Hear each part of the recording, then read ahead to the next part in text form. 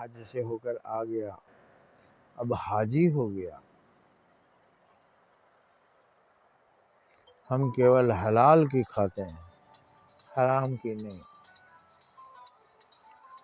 हलाल की खाते हैं, हराम की नहीं, इसका मतलब क्या हुआ? मैं मेहनत करके खाता हूँ, किसी का छीनता नहीं। किसी का छीन कर खाना ही हराम है। तो वो हजार कस्में खाएंगे, हराम है। शराब पीना हराम है, जुआ खेलना हराम है, सूद के पैसे लेना हराम है, किसी का छीन कर खाना हराम है, किसी को घर से निकाल कर किसी की दखल करना जमीन हराम है। सब बुरे काम हमारे लिए हराम है। क्यों सब बुरे काम हराम है? क्योंकि बुरे काम से किसी को तकलीफ होती है, किसी को तकलीफ देना हमको हराम है। लेकिन मांस खाना हराम नहीं है उसमें, क्योंकि बड़े सुख से बकरा हमको अपना मांस दे देता है, निकाल के दे देता है जब में से, ये लो मेरा मांस खाओ, खुशी खुशी दे देता है। इसलिए मांस खाना हराम नहीं है। अपने ही भाइयों को लड़ लड़ करके मारना ये हराम नहीं है, क्योंकि वो बुरा काम नहीं है। अपने भाई को मार डालो, उसके बच्चे अनाथ हो जाएंगे, उसकी पत्नी अनाथ हो जाएगी। अरे सब बुरे काम हराम है। कुरान ने यही लिखा, बुरे काम हराम है, अच्छे काम आराम है। अच्छे काम मंजूर, बुरे काम ना मंजूर। अच्छे काम हाँ और बुरे काम ना, यही तो बताया गया वहाँ। बुरा काम हराम है।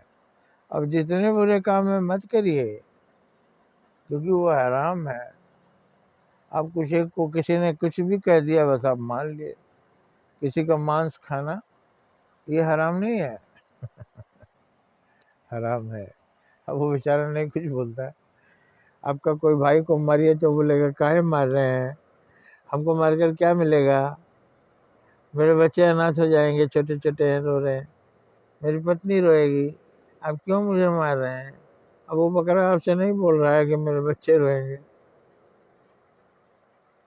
वो भैंसा और गाय नहीं रोएगी, नहीं चिल्ला के बता पाएगी। बताती है पर उसकी भाषा आप समझते नहीं। जब उसे आप प्यार देते हैं, पीठ पर हाथ फेरते हैं, तो आशीर्वाद देती है, प्रसन्न होती है, रोम रोम उसका खिल जाता है। जब उसे आप मारने की नियत से, वो नियत ही भाप जाती है, घसीट कर ले जाते हैं, वो समझ जाते हैं। हाथ फेरते हैं थोड़ा मारने से पहले, वो सब समझता है।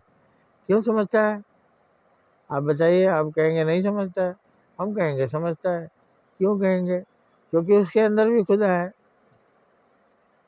उसके अंदर जो प्राण है वो भी तो खुदा का नूर है। और आप कहेंगे खुदा नहीं समझते हैं, खुदा खुद समझते हैं। और आपको समझाएंगे ही, समझाएंगे भी, खूब समझ में आपको आएगा जब आप पर पड़ेगा। उस कहानी को भूल जाइए जिसमें किसी के मारने की बात है, उस कहानी को याद रखिए जिसमें लोगों की जान बचाई है। अमन चैन लाने की कोशिश की है।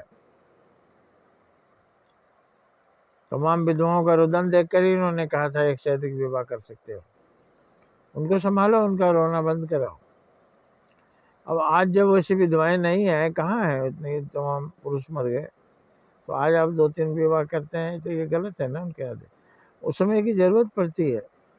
कचरा को जला देना है, सूखे हुए घास फूस को, क्योंकि वो सड़ेंगे, बीमारी फैलाएंगे।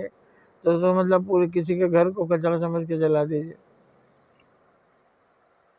किसी की खेती बाड़ी जला दीजिए, किसी का दुनिया संसार जला दीजिए। गलत व्याख्या मत कीजिए, सही व्याख्या से ही सही अर्थ निकलेगा। जय हिंद, जय भारत।